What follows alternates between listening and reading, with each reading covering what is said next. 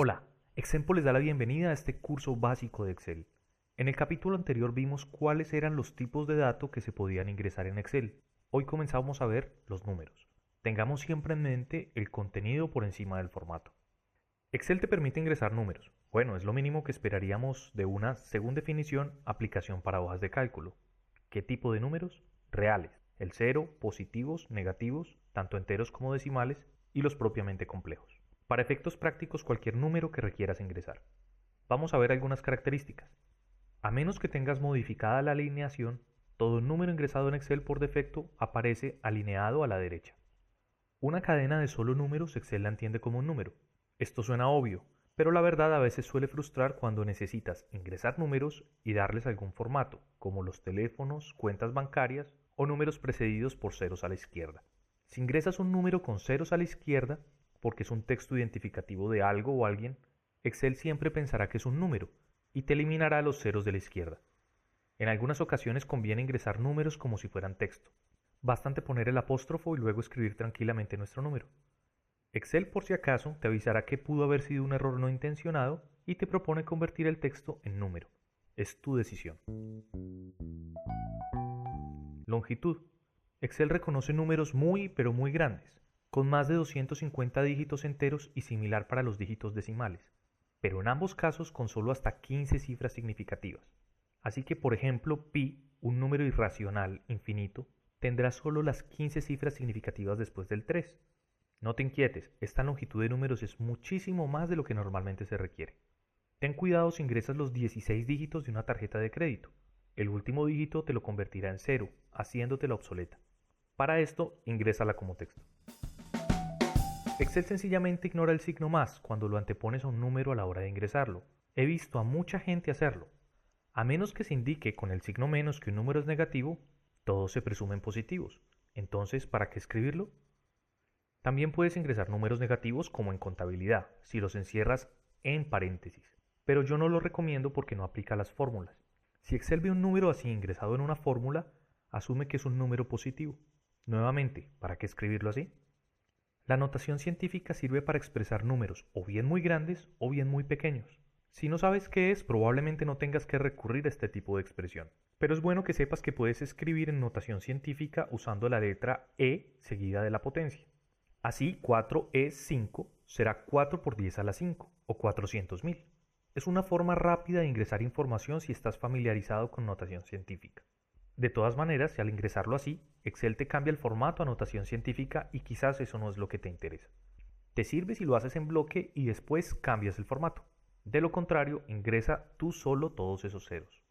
No te asustes cuando ingreses un número bastante grande y no quepa en la celda, pues Excel te lo mostrará en notación científica. Ya sabes qué es. Pero recuerda, es la forma en que lo ves. El fondo o contenido ingresado, Excel lo respeta. Un número puede ser ingresado con el signo porcentaje, antes o después, pero no antes y después, y esa celda queda directamente con formato de porcentaje.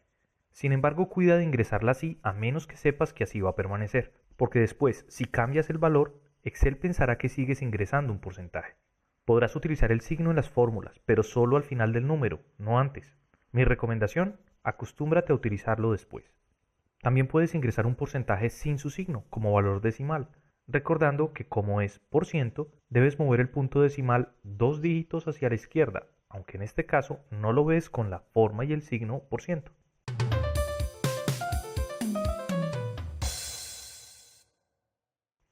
El separador de miles y de decimales es, por defecto, el que manejes en tu Windows o sistema operativo.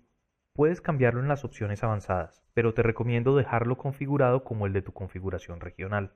Revisa cuáles son cuando trabajes en un computador ajeno. En mi caso manejo los separadores según el sistema operativo. Para efectos del curso, el separador de miles será el punto y el de decimales la coma. Aunque puedes ingresar valores con separador de miles, siempre que estén en grupos de 3, y Excel de una vez te ajusta el formato, lo desaconsejo, por el tiempo que pierdes ingresando puntos, y si te equivocas en los grupos introducirás el número como texto.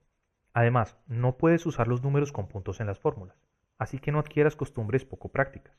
Ingresa el número y después ajusta el formato, ya lo veremos, para que se muestre como quieres. Muchas veces cuando ingresas los dígitos decimales, Excel te los oculta o corta. No te preocupes, que si los ingresaste bien, él guarda el contenido, pero te lo despliega en una forma diferente. Ingresa con tranquilidad los dígitos decimales que requieras, no más de 15 significativos, que si no se muestran, después te enseñaremos cómo. Algo que veo frecuentemente. Si te confundes y utilizas el separador de miles como separador de decimales, guardará el número como texto. Una forma fácil de darse cuenta es que lo introducido quedará alineado a la izquierda. Puedes ingresar números en la forma de fracciones o fraccionarios, pero ten presente que debes introducirlo en la forma mixta. Primero el número entero, aunque sea cero, luego el espacio y luego la parte fraccionaria, es decir, el numerador, la barra y el denominador.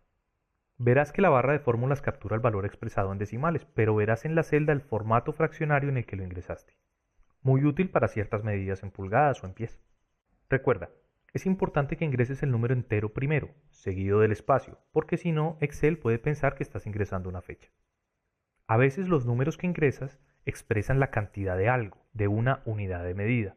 Quizás el número expresa la longitud, el área, el volumen, la masa, mal llamada peso, temperaturas, divisas, etc. No las incluyas cuando ingreses los números, porque Excel pensará que estás ingresando un texto y después no lo podrás utilizar para realizar operaciones. En vez de ello, puedes utilizar una columna o un encabezado como mejor corresponda a lo que ingresas para anotar las unidades de medida. Aunque Excel reconoce el formato de algunas monedas, euros por ejemplo, es mejor que ingreses solamente valores. Los espacios ingresados antes o después de un número son automáticamente eliminados por Excel, pero no los intermedios. Excel asume estos números con sus espacios como si fuera un texto. Recapitulemos. Puedes ingresar el 0 y números positivos, negativos, muy grandes y muy pequeños, con notación científica, como porcentaje, como fraccionario o directamente como decimal.